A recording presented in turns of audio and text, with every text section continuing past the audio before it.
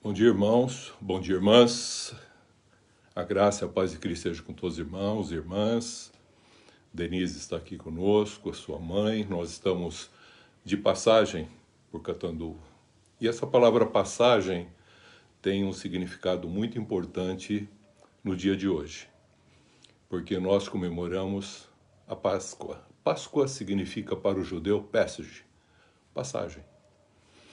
E também tem para nós como cristãos o sentido da passagem de Cristo da morte para a vida, libertando assim a cada um de nós. E estamos então comemorando nessa data a Páscoa. Páscoa judaica e a Páscoa cristã. É interessante a gente falar que existe a Páscoa do Senhor, existe a Páscoa ao Senhor e a Páscoa com o Senhor. Primeiramente, nós vamos falar sobre a Páscoa do Senhor.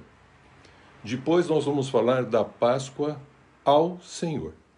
E depois nós vamos falar da Páscoa com o Senhor. A mesma coisa, nós falamos a vez passada que Jesus instituiu no dia que eles estavam comemorando a Páscoa judaica do Senhor e ao Senhor, os discípulos comeram a ceia com o Senhor. E essa primeira ceia que eles comeram tem um significado todo especial, porque é o início de uma festa que se completará na vinda de Jesus, quando haverá o que nós falamos a vez passada, as bodas da festa ou da ceia do Cordeiro. Então essa primeira ceia que nós fazemos e também comemoramos no dia da Páscoa, nada mais é do que uma visão escatológica do que será no futuro. Porque a Páscoa, quando foi instituída, ela foi instituída como um estatuto chamado perpétuo. Por isso, a Páscoa significa passagem. Então, a Páscoa judaica ela foi instituída no Egito. Não vou entrar em muitos detalhes, mas nós sabemos que Deus, ele é aquele que desde o princípio, ele busca as pessoas que são portadoras da fé naquilo que está sendo revelado por ele. Por que isso? Porque diz assim, capítulo 11 de Hebreus, eu vou ler alguns textos para fundamentar tudo que nós vamos falar agora, e ele diz assim, pela fé, veja o contexto, entendemos que foi o universo formado pela palavra de Deus, de maneira que o visível veio a existir das coisas que não aparecem. E o que é interessante, você vai lendo depois, você vê assim, pela fé, Abel ofereceu a Deus mais excelente sacrifício do que Caim. E depois você fala, pela fé, Enoque foi trasladado para não ver a morte, diferente de todos da sua época que viviam e morriam, e ele não morreu. De fato, versículo 6, vou destacá-lo, sem fé é impossível agradar a Deus. Jesus é o autor e consumador da fé.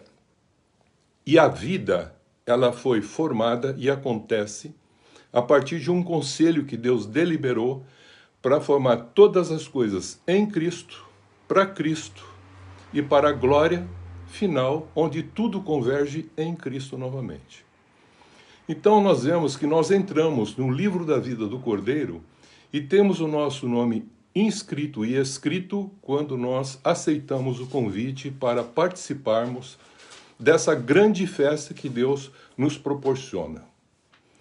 E ele continua falando, aí ele vai falar assim, pela fé, Abraão, esse que é chamado o pai da fé, quando ele foi chamado, diz que ele obedeceu, versículo Hebreus 11, versículo 8. Pela fé, Abraão, quando chamado, obedeceu, a fim de ir para um lugar que devia receber por herança, e partiu sem saber onde ia. Pela fé, peregrinou na terra da promessa como em terra alheia, habitando em tendas com Isaque e Jacó, herdeiro com ele da mesma promessa. Porque aguardava a cidade que tem fundamentos. Presta atenção, queridos, deixa o Espírito trabalhar. aguardava a cidade que tem fundamentos, da qual Deus é o arquiteto e edificador. Os homens constroem as coisas aqui na terra, mas nós percebemos que pela fé diz que também Sara confiou na promessa daquele que assim o prometeu, que ela teria um filho. E vocês percebam que a Abraão foi feita uma promessa que ele seria o pai de uma numerosa multidão. Ele falou, olha para o céu e conta as estrelas.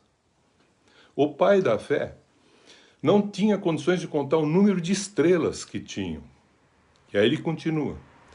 Todos morreram na fé, sem, contudo, obter as promessas. Porque a história da humanidade, ela transcorre para explicar uma realidade de um conselho que Deus assim opôs para que acontecesse no transcorrer da história, começando em Cristo e consumando em Cristo. Princípio e fim, o alfa e o ômega. Nós sabemos, então, que tudo que está acontecendo tem uma relação de ser. Veja o que é mais interessante, ele fala assim, pela fé, Abrão, quando posto à prova, ofereceu Isaque. Estava mesmo para sacrificar o seu unigênito, aquele que acolheu alegremente as promessas, a quem havia dito, em Isaque será chamada a tua descendência. E aí ele fala, porque considerou que Deus era poderoso para ressuscitá-lo dentre os mortos, de onde também figuradamente o recobrou. Veja que a ressurreição já estava na mente de Abraão. E aí ele continua, pela fé igualmente Isaque abençoou a Jacó, e assim a gente vai falando até chegar no que é interessante no homem chamado Moisés. Então Deus está sempre procurando, no contexto da história da humanidade, pessoas que têm fé. E não pessoas que não creem no que ele está falando. Porque é impossível agradar a Deus se não tiver fé. Pela fé, Moisés, apenas nascido, foi ocultado por seus pais durante 3 meses, porque viram que a criança era formosa. Também não ficaram amedrontados por decreto do rei, porque o rei naquela época estava matando todas as crianças. Pela fé, Moisés, quando o homem feito, recusou, presta atenção, recusou ser chamado filho da filha de Faraó, preferindo ser maltratado junto com o povo de Deus, a usufruir prazeres transitórios do pecado.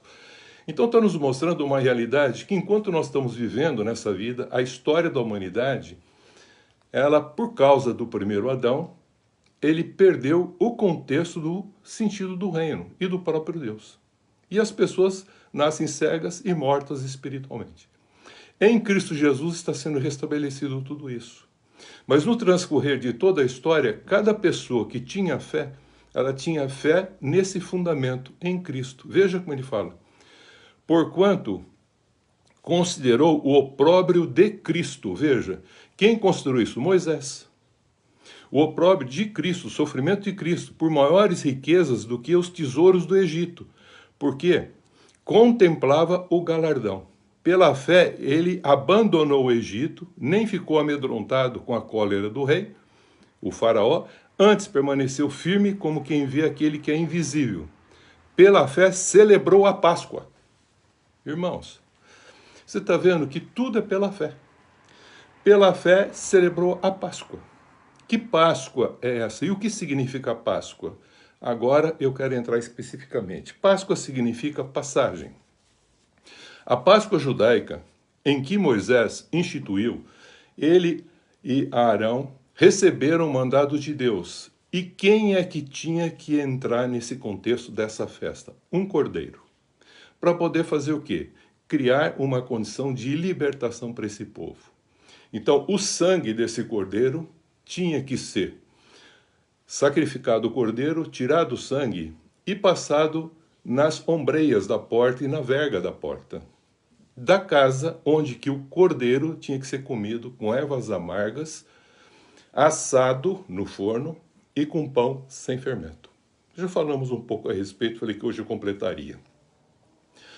Esse contexto ele falou para ser feito enquanto estava sendo instituído lá no Egito para libertar um povo, que é o povo da fé, que vem de Abraão, que cresceu a partir de Jacó e Israel, e se tornou uma multidão de pessoas. E como cresceu tanto, eles começaram a querer impedir que esse povo saísse do Egito, para trabalhar forçadamente lá.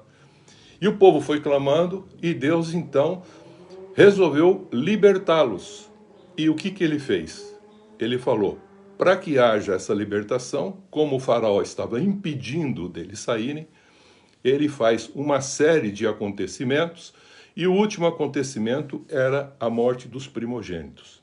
Mas para que isso não acontecesse sobre os filhos de Israel lá no Egito, a casa que tinha um cordeiro que as pessoas comiam lá dentro, com ervas amargas e pão ázimo, que era assado aquele cordeiro, não podia ser comido cru, o sangue desse cordeiro ficava na porta. Você vê que não mudou muito o conceito para nós como uma Páscoa cristã.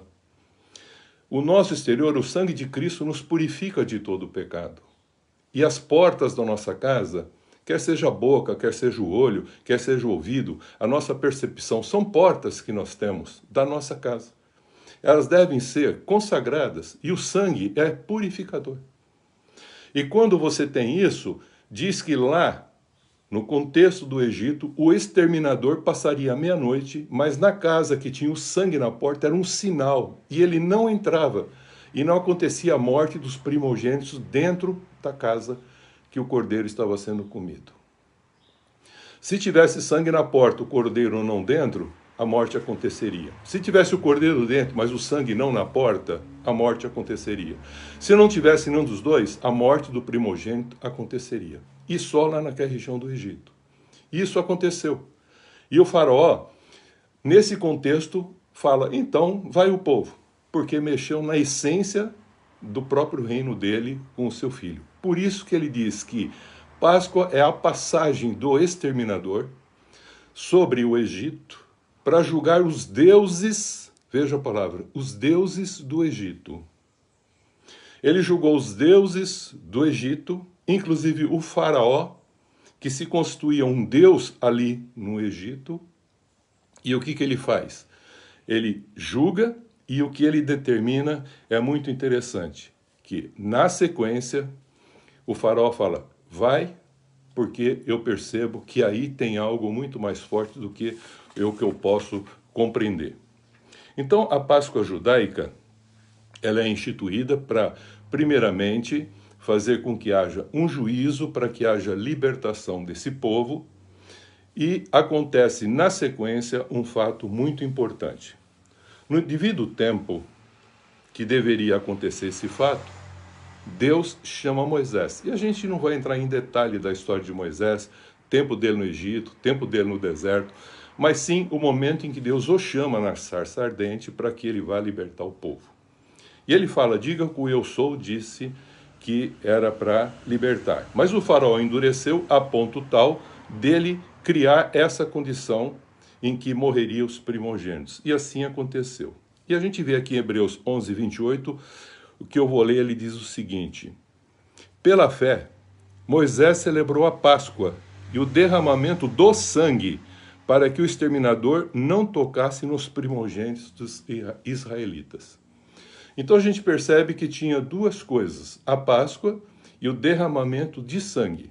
Por isso que eu falei a vez passada que Jesus pegou o cálice, primeiramente, quando ele fez a Páscoa, ele pegou o cálice e falou, não beberei novo, a não ser no reino do meu Pai. Não vou beber mais do fruto da videira, até que cumpra-se o reino do Pai. Aí ele vai, nesse momento, e institui, que eu falei, a ceia. A ceia é uma continuidade do processo. Só que antes se levava um cordeiro e sacrificava ele, para fazer esse rito da Páscoa do Senhor, e depois o rito da Páscoa ao Senhor. E Jesus instituiu a ceia na sequência, e agora ele não fala do sangue, porque você veja que Moisés fala, pela fé celebrou a Páscoa e o derramamento de sangue. Porque sem derramar sangue não haveria o quê? A libertação. Não haveria a limpeza, a consumação desse pecado. Então, nesse momento, foi coberto o pecado, mas não foi tirado o pecado. Jesus não. Jesus agora sendo o Cordeiro de Deus, e não o Cordeiro dos homens, mas de Deus, ele vem para fazer essa função, de tirar o pecado do mundo. E ele deixa claro aqui, para que o exterminador não tocasse os primogênitos. Pela fé atravessaram o Mar Vermelho como por terra seca, tentando os egípcios, foram tragados a todos. Então a gente percebe que há uma correlação entre o que nós chamamos a Páscoa judaica e aquilo que nós falamos a Páscoa, que nós conhecemos cristã, em Cristo. Porque Cristo é o nosso Cordeiro Pascal. E por que Cordeiro? Porque o Cordeiro é o autor e o consumador da fé. E tudo foi formado por ele, nele, para a glória dele e do próprio Pai. Então, a Páscoa do Senhor, a gente percebe, foi instituída lá no Egito, e era para 3 coisas básicas. Não morrer o primogênito, que fizesse o rito, que houvesse um juízo sobre os deuses do Egito, e os primogênitos dos animais, e até mesmo dos homens, foram mortos quando o exterminador passou, e não fizeram como deveria ter sido feito. Para que os da fé não sofressem o juízo, a gente já explicou que o sangue passava assim no umbral da porta e o cordeiro era comido no interior da casa. A mesma coisa acontece conosco. Para que a gente não sofra o juízo com o mundo agora, a gente vai perceber que também Deus instituiu, através de Cristo, de Jesus, a ceia. E nós devemos comer os elementos da ceia para que a nossa casa seja o sangue de Cristo, o purificador, de um sinal que nos permite que o mal não vai chegar até nós, e dentro nós comemos o cordeiro. O comer é ter comunhão com o cordeiro. Por isso que eu falei que a nossa identidade é com o cordeiro, a nossa natureza é santa e o nosso propósito é expressar a vontade do Pai. Então, o cordeiro comido, assado, com ervas amargas e o pão sem fermento no interior da casa, deveriam comer de que maneira? Apressadamente. E aí ele fala de que modo? Ele falou, com o lombo cingido, com a sandália nos pés, com o cajado na mão, para saírem do Egito, como um povo peregrino. O povo de Israel foi para o Egito, mas não era para ficar no Egito. Eles foram lá por causa da fome, na época dos patriarcas, por causa de Jacó, de Israel. Teve fome. A história de José, que eu falei, da importância que eu terminei falando. Então a gente percebe que José levou depois eles, e por causa de José foi salvo todo esse contexto. Então Deus está no governo de toda a história. Nós precisamos ser como um José na vida, para entender, independente dos irmãos, os problemas que eles enfrentam e que deixa a gente num perrengue de enfrentar a nossa vida também. E era para comemorar como se fosse no primeiro mês, começando como se começasse uma nova vida, no 14º dia, que é o mês de Abib, abril, comemoraria a Páscoa ao Senhor. Isso era feita a Páscoa do Senhor, e depois ele fala a Páscoa ao Senhor. Então, a Páscoa judaica do Senhor é o que Deus fez por Israel. Então, a gente fala a Páscoa do Senhor, é o que ele fez por Israel. Israel não fez nada, ele só obedecia o que tinha que ser feito. E pela fé, veja, Moisés, pela fé, e todos, pela fé, fizeram isso e nada aconteceu. Pela fé. Porque sem fé é impossível agradar a Deus. Êxodo 11, 26 diz o seguinte: quando os vossos filhos perguntarem, que rito é esse da Páscoa, papai? Que rito é esse que o senhor comemora? O que significa isso? A mesma coisa vai acontecer conosco hoje.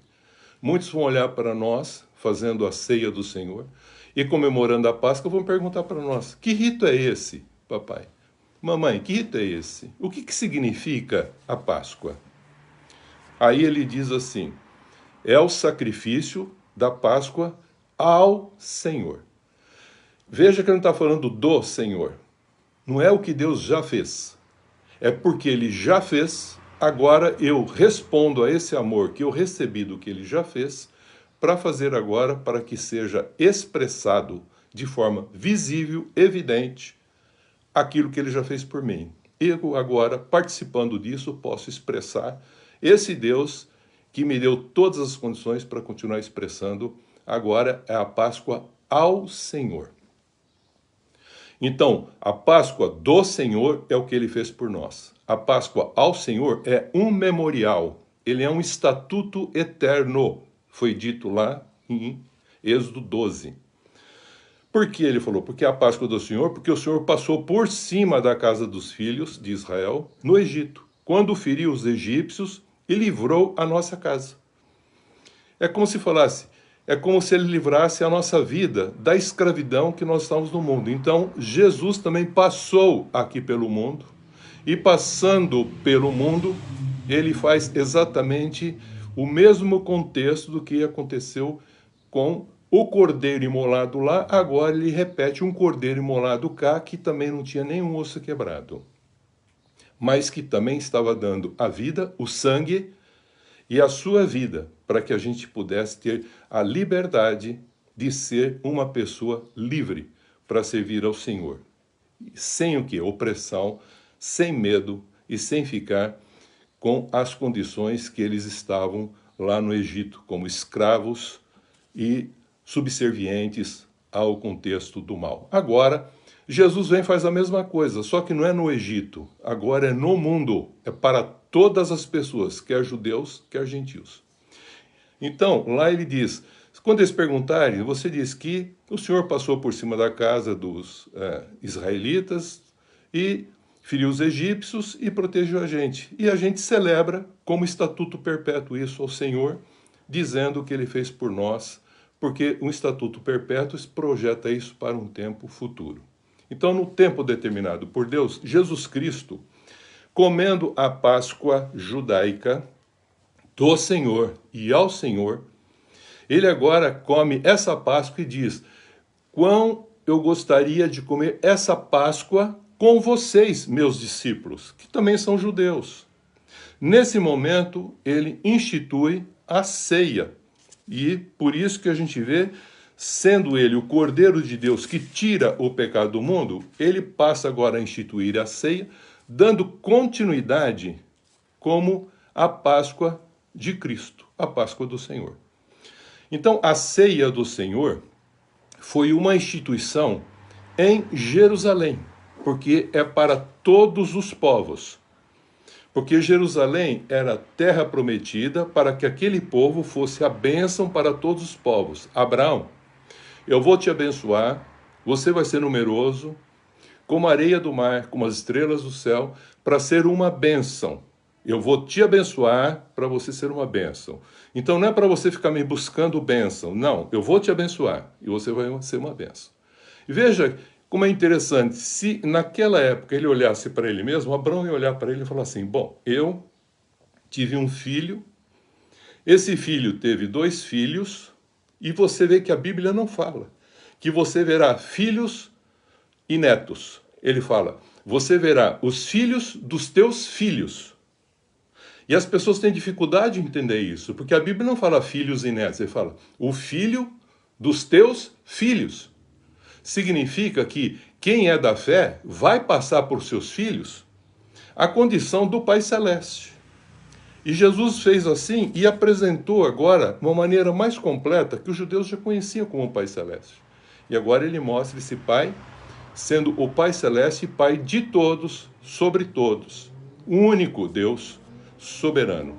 Por isso que ele, sendo o Cordeiro de Deus, ele institui a ceia. E agora, sendo ele o unigênito de Deus, o único que foi gerado numa forma humana, divina, humana e divina, foi Jesus. E nós agora também somos gerados por adoção numa forma também divina e humana. E o que ele fez? Agora ele também, passando aqui pelo mundo, não pelo Egito, mas agora o mundo, ele executa juízo sobre o mal, sobre Satanás. Então ele faz o juízo acontecer. E o que é mais interessante, ele passa da morte para a vida, ele dá a ressurreição. Aqui começa algo que o próprio Moisés falou, se você for ver Hebreus 11, ele disse que ele esperava o contexto dessa ressurreição. Ele já sabia da ressurreição, já falava na ressurreição.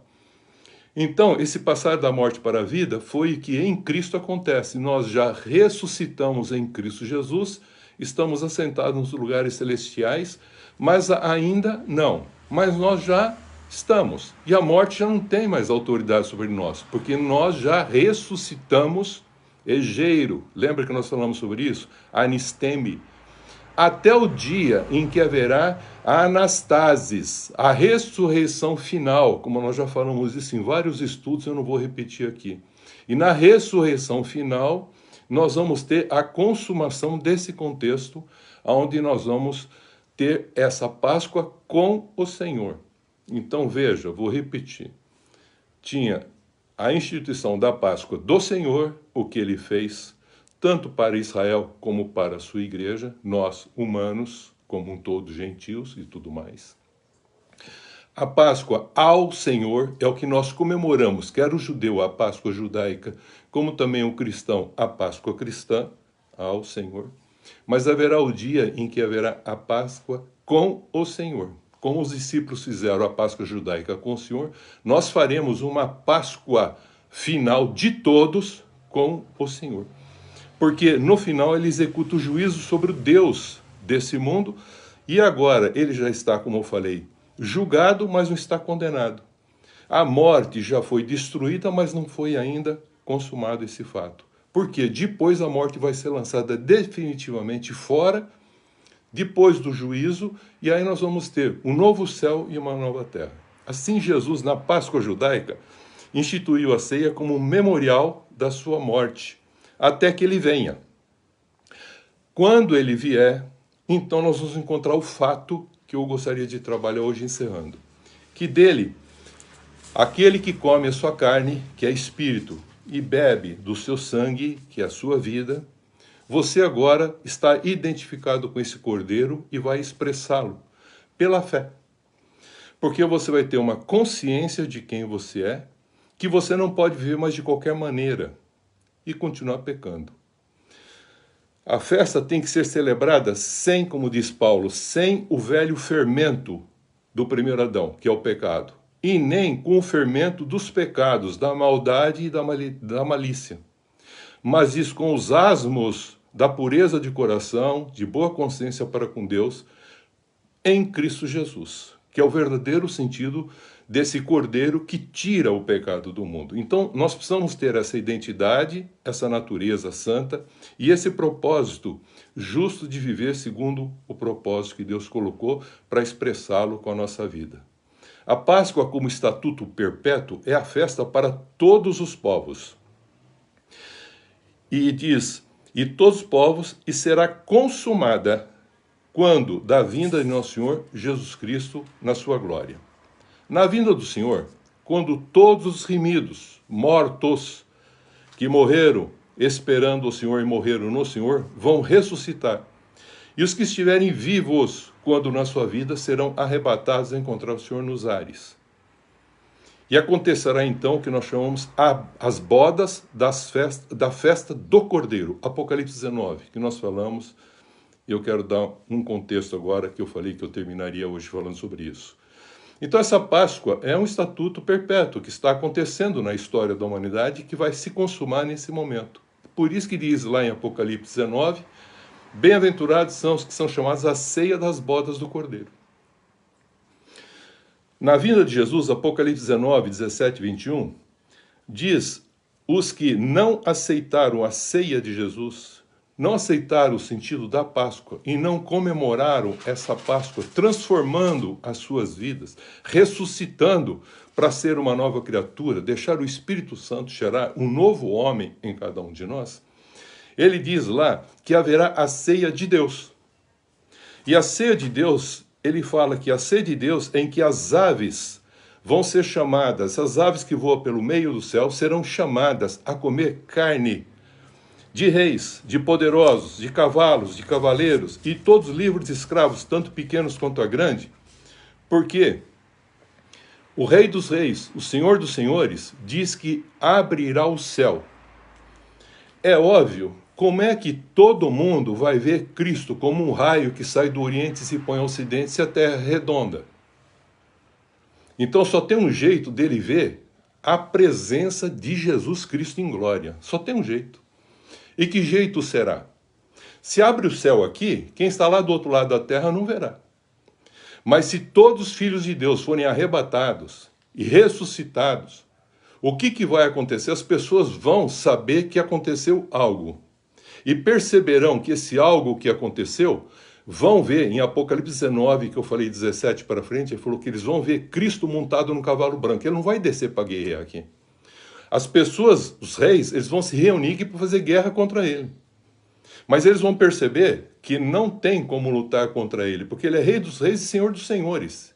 E ele tem o cetro da equidade, que é o cetro do reino de Deus, está lá em Hebreus 2. Depois só a gente lê lá, você vai entender perfeitamente o que eu estou falando.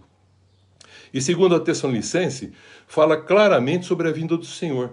Eu gostaria até de fazer essa leitura de 2 Tessalonicense, que às vezes a gente não lê muito essa passagem, eu gostaria de compartilhar para considerar e fundamentar o que eu estou falando aqui. Segunda epístola de Paulo aos Tessalonicenses, capítulo 2, o subtítulo é o seguinte: a vinda do Senhor, a revelação da apostasia e a revelação do homem da iniquidade. Eu quero ler só um pedaço para fundamentar tudo o que eu estou falando. Irmãos, no que diz respeito à vinda de nosso Senhor Jesus Cristo e a nossa reunião com Ele,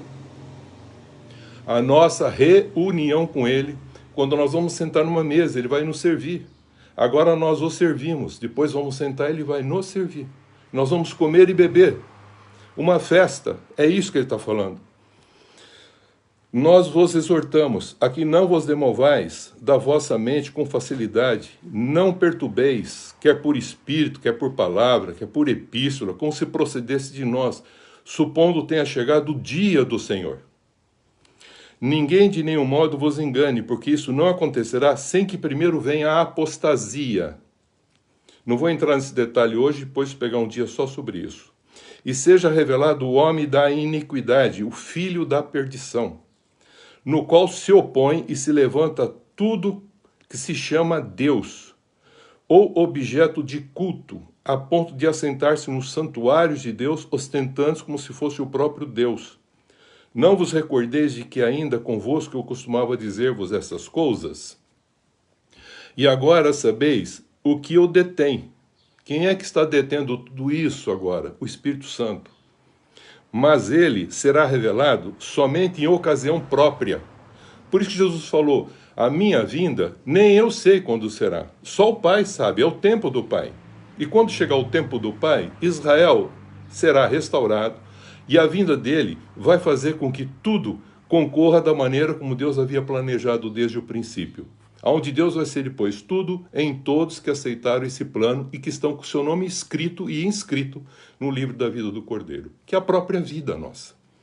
Com efeito, diz, o mistério da iniquidade já opera. Então, esse processo da iniquidade, muitos anticristos já apareceram, porque negam o verdadeiro Cristo. E aí ele fala, somente será afastado aquele que agora o detém. Quando esse for afastado, que o detém é o Espírito Santo, e o Espírito Santo está formando a sua igreja, edificando a sua igreja, em todo o contexto do mundo. Quando estiver pronto, vai haver esse contexto da ressurreição, do arrebatamento e a vinda de Jesus. Por isso que haverá um julgamento sobre tudo aquilo que não quis se submeter à condição. Por isso que o céu será aberto.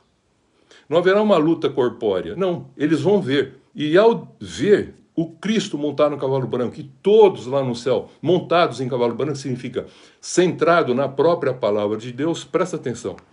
Será revelado o iníquo, será de fato revelado o iníquo, a quem o Senhor Jesus, veja, matará com o sopro da sua boca e destruirá pela manifestação da sua vinda.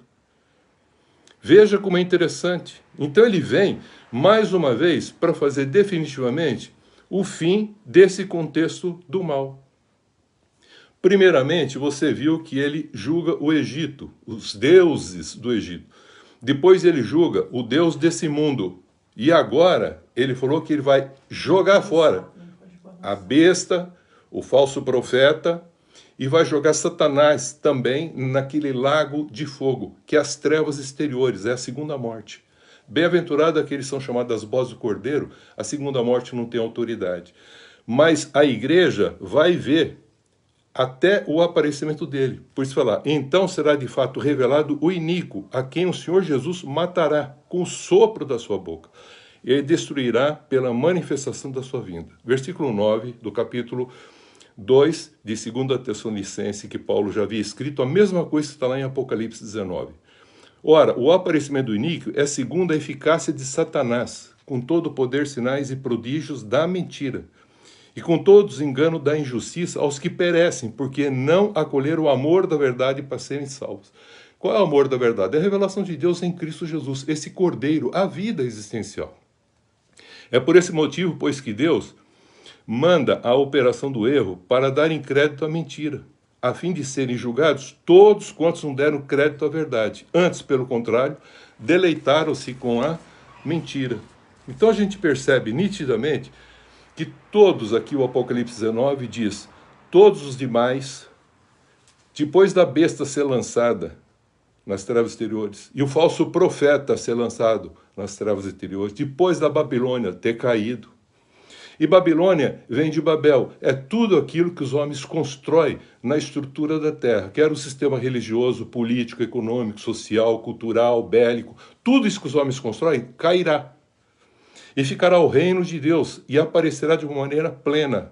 E aí diz, e os restantes foram mortos com a espada que sai da boca desse que tem o verbo escrito, o verbo, que é o Rei dos Reis, Senhor dos Senhores, escrito na coxa, que é Cristo, a revelação dele, quando abre-se o céu e todos vêm, e acontece o arrebatamento, a ressurreição, ele deixa muito claro que essa ronfaia, essa espada, não é uma espada de briga, essa espada é uma espada de morte, e fala, que saía da boca daquele que montava o cavalo, branco, faz com que todos sejam mortos, e as aves do céu comam as suas carnes.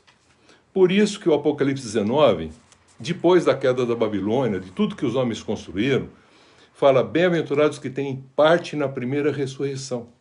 Porque essa primeira ressurreição começou com Jesus Cristo. E todos nós já começamos a entrar no processo da ressurreição de anisteme e egeiro, como eu falei. Nós que já ressuscitamos em Cristo, estamos sentados nos lugares celestiais, com o penhor do Espírito Santo. E se nós mantivermos e perseverarmos, nós vamos encontrar o Senhor. Por isso, não podemos ver de qualquer maneira. E agora diz, esses não verão a segunda morte. A ceia que participamos agora, para encerrar, e nós vamos fazer isso agora na sequência, vou pedir para que a minha esposa compartilhe depois com a gente esse momento, e ore também. Manda alguém que quiser para preparar. E se alguém quiser preparar, prepara um cálice aí de vinho ou de um suco de uva, um pedaço de pão, que são símbolos básicos, para nós entendermos pela fé o significado mais profundo disso.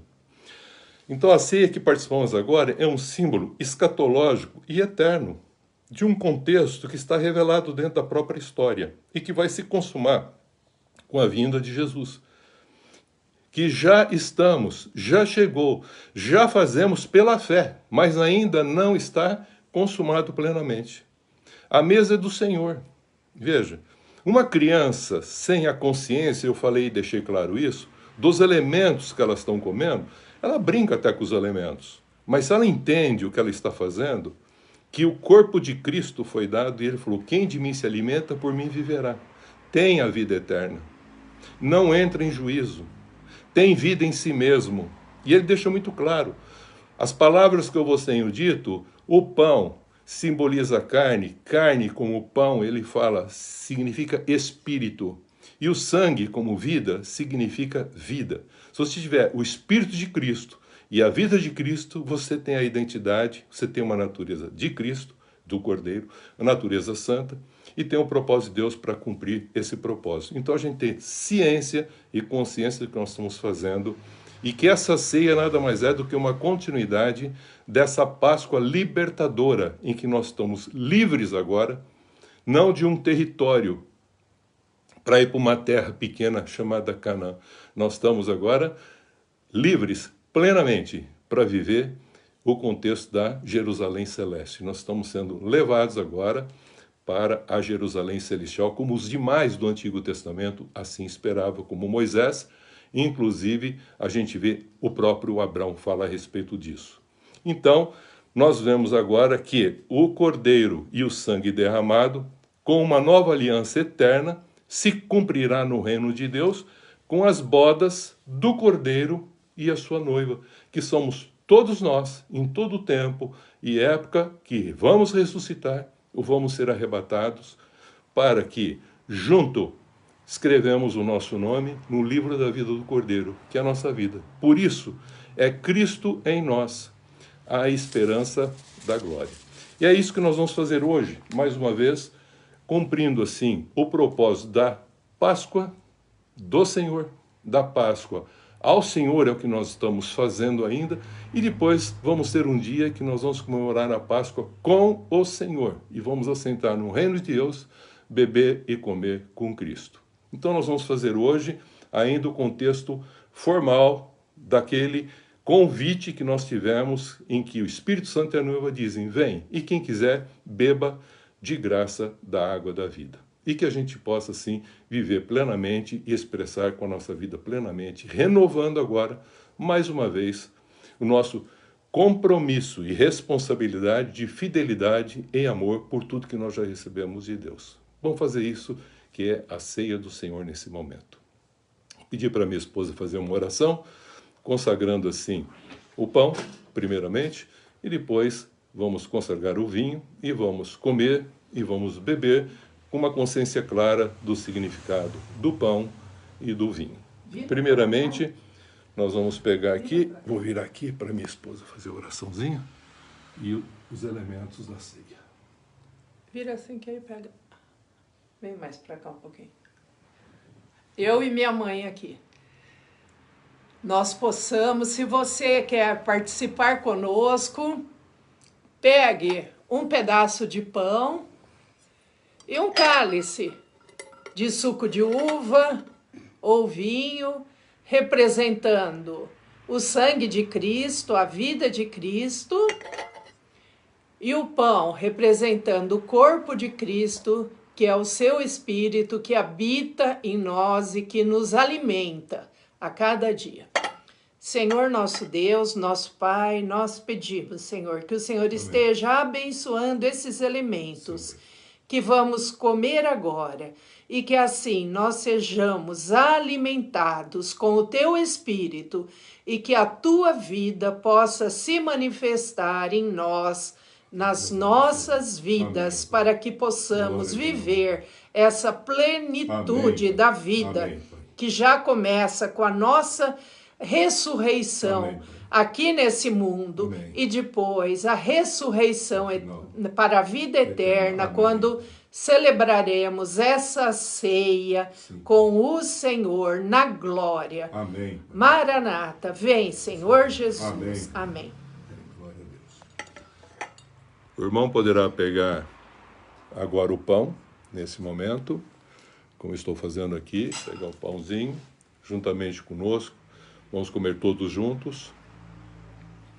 Esse é o corpo que foi partido de Cristo, significa o Espírito que é dado a todos nós, e que a gente possa comer e refletir com a fé, como sempre fazemos, fazer por fé e com consciência do que nós estamos fazendo, renovando assim a nossa condição espiritual, em nome de Cristo Jesus, para a glória de Deus Pai. Vamos comer. Amém.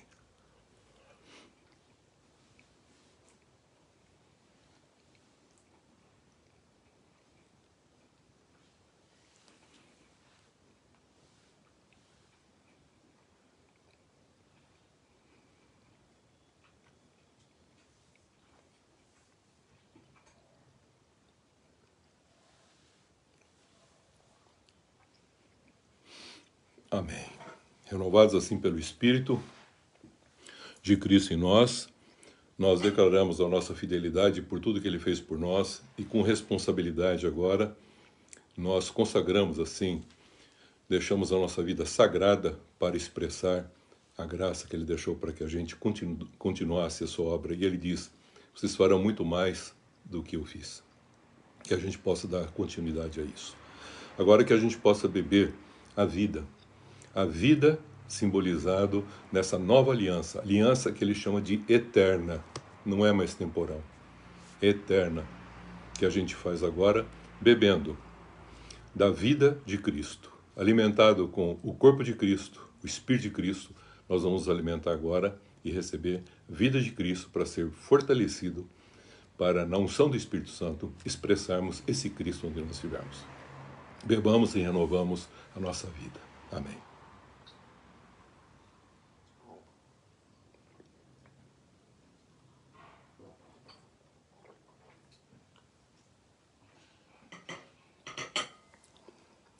Muito bom, queridos. Agradecer a Deus por esse momento, você consciente do que você fez, você possa reconhecer como parte do corpo de Cristo, somos a noiva, que um dia vamos encontrar com o Senhor, e o mesmo Espírito, o mesmo DNA dele vai estar em nós. E nós vamos estar expressando assim agora, com a nossa vida, ele, e depois lá nós vamos glorificar todos, porque ele vai nos levar ao Pai, e o Pai vai ser tudo e em todos. Querido Pai Celeste, nós agradecemos por essa oportunidade, por mais uma Páscoa que nós comemoramos e por mais essa ceia que nós realizamos, porque nós entendemos que o Senhor é o nosso Cordeiro Pascal, que o Senhor nos dá a condição de julgar o mal, de nos libertar da morte, da escravidão, da opressão e nos dar toda a liberdade na unção do Espírito Santo para vermos uma vida plena, com graça, cheio de amor, com justiça, prosperidade e com equidade, porque o cetro do teu reino é a equidade, como dizem Hebreus.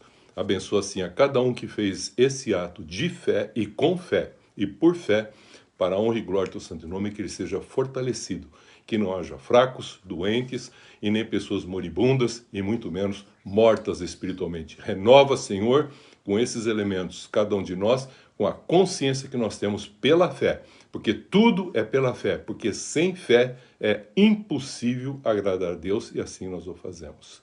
Obrigado, Senhor, por tudo.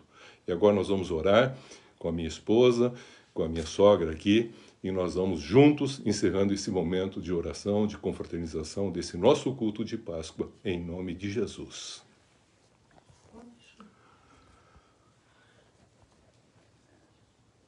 Vira um pouquinho para lá. Nós iniciamos esta semana. Nós iniciamos esta semana E tomamos posse. Para nossas vidas. Para nossas vidas. Nossas famílias. Nossos trabalhos. De uma semana de bênçãos. Uma semana de vitórias. Sempre confiantes nas promessas de Deus. Sempre confiantes nas promessas de Deus. E rejeitamos toda obra maligna contra nós. Rejeitamos toda obra maligna contra nós. E que não sejamos usados pelo mal. E que não sejamos usados pelo mal. Em nome do Pai, Em nome do Pai, do Filho, e do Espírito Santo. Amém. Deus abençoe a todos. Amém. Amém, queridos.